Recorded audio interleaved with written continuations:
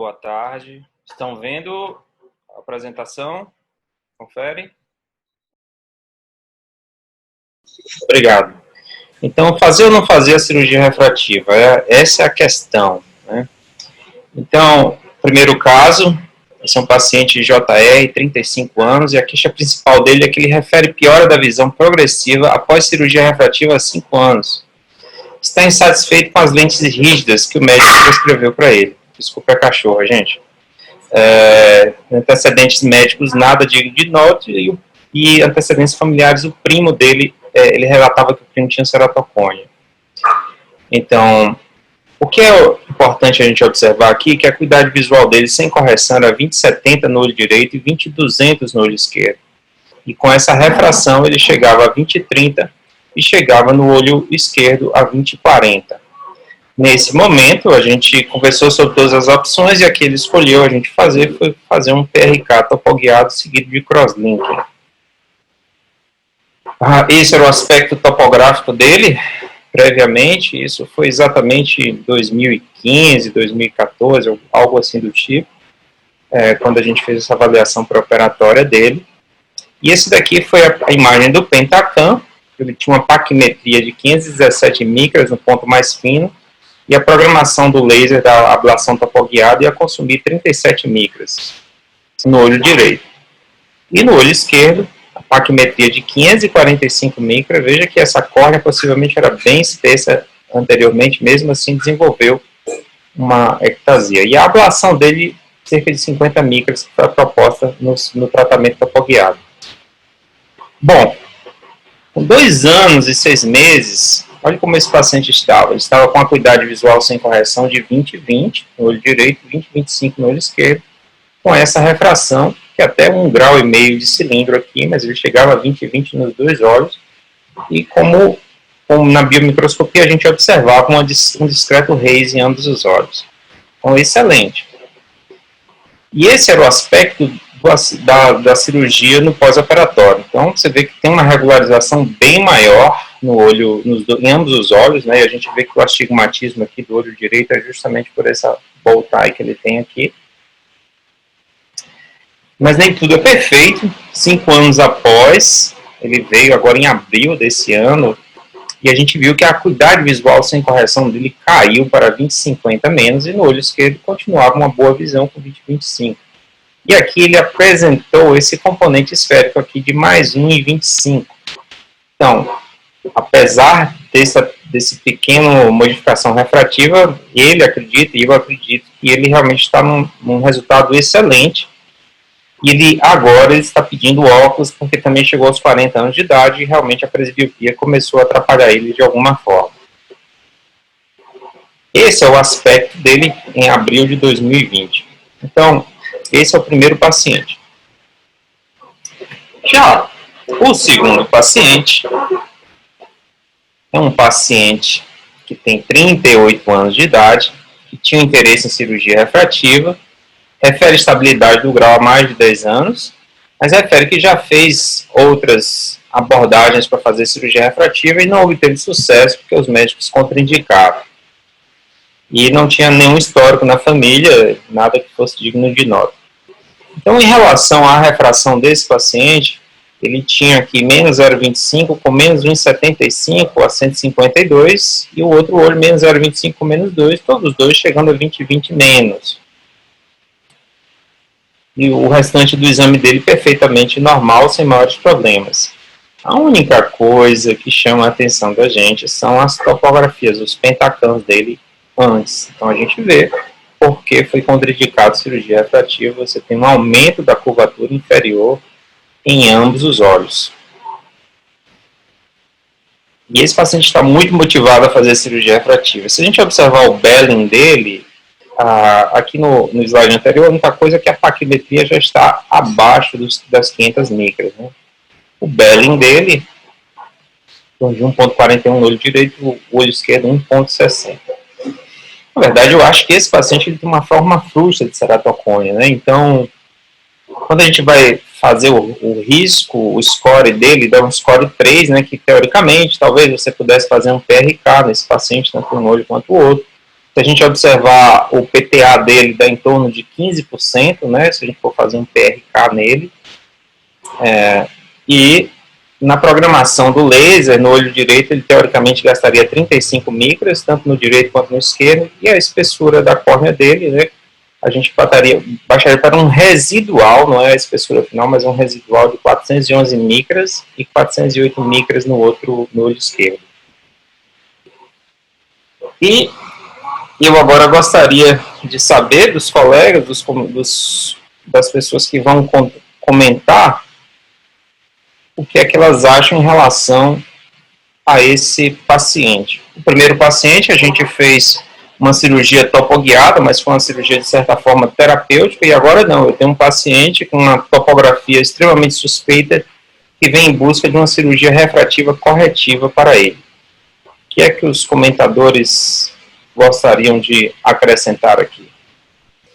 Oi, Marco. Bom, parabéns pela documentação dos casos, tá? Legal. Me conta, qual que é a idade desse segundo paciente? Esse segundo paciente tem 38 anos de idade. Tá. Bom, a nossa experiência, como você viu no artigo publicado ali, com o protocolo clássico de Dresden e cross-linking não foi boa, tá? E isso fazendo tudo bem dentro dos conformes, né? Eu comecei a fazer isso em 2009, logo depois que o Canelopoulos publicou o primeiro artigo dele, né, da associação aí, do protocolo de Atenas. E a gente tem visto cada vez mais pacientes com planamento progressivo, cada vez mais, mesmo depois do estudo publicado, a gente tem alguns pacientes com planamento progressivo.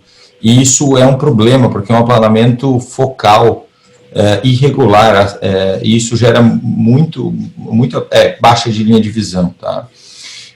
No primeiro caso, eu diria assim, a gente teve muito menos problema com o fast linking, tá? Com energia mais baixa, protocolo de 10 minutos. A gente teve muito menos problema. Então, eu acho que o primeiro caso, eu acho que você foi super bem, assim, difícil colocar o anel ali também, né, talvez no olho pior, desse para você ter como alternativa o anel, mas não tem o certo e o errado, eu acho que até ali está tudo bem. O que era obrigatório era o crosslinking, certo? Então você poderia ter a opção de fazer o crosslinking e dar o óculos para o paciente.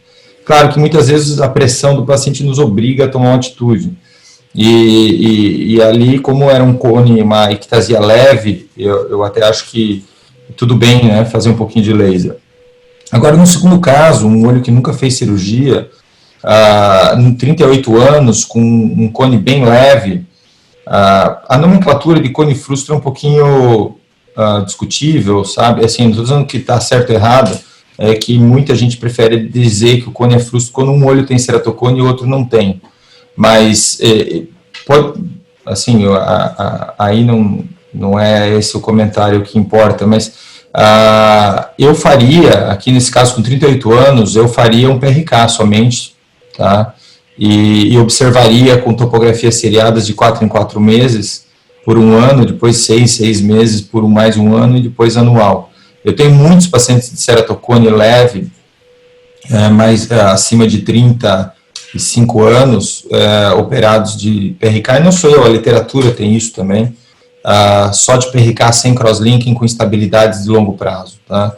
O meu resultado é melhor quando eu faço só o PRK do que quando eu associo o crosslinking. É mais previsível e eu não tive pior em nenhum desses pacientes até hoje.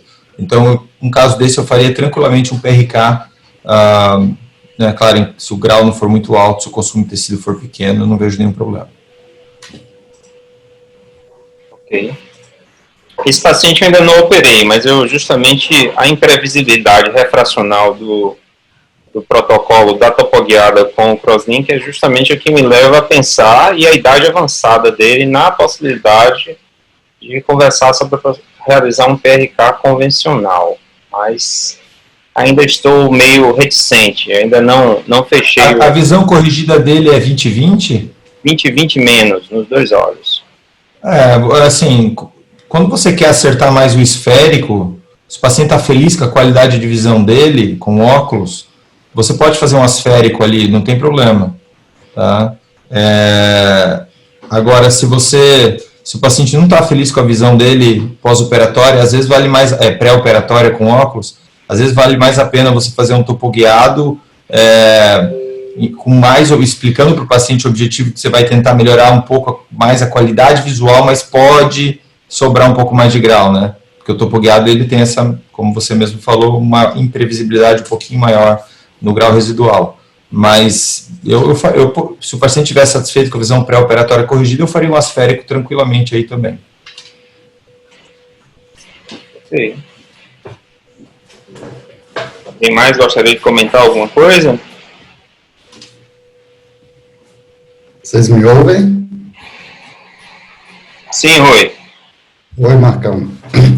Só para rapidamente, né, reforçar, também não sou muito reticente em relação a tratar pacientes de ceratocone, principalmente envolvendo um tratamento misto aí com crosslinking, que realmente tem um efeito aí de aplanamento que é muito variável e pode ser por longo período.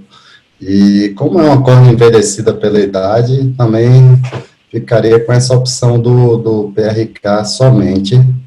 E alguns colegas como o Ivo Ferreira, né, o Canelópolis, tratam muito pacientes com ceratocone e respeitando sempre esse consumo de limite de 50 micra, mas eu não tenho a experiência, eu prefiro tratar mais óleos saudáveis.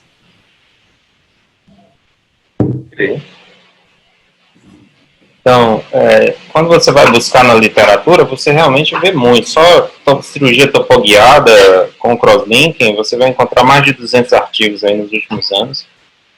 E justamente assim, o que se fala são os achados até do próprio trabalho do Vinícius, né, que mostra que você pode perder linha de visão, né, você tem um raise às vezes maior, e esse cuidado tem que ter. E já tem outro trabalho mostrando justamente assim o PRK em pacientes com ceratocone, mas sem realizar nenhum procedimento adicional, a partir dos 40 anos de idade mostra uma certa estabilidade, mas todavia, eu estou aqui com o freio de mão puxado com relação a esse paciente, não estou querendo passar por isso, porque eu acho que a refração dele também não é uma refração assim gigante, ele pode usar o óculos dele em determinadas horas do dia e ficar tranquilo, sem maiores problemas.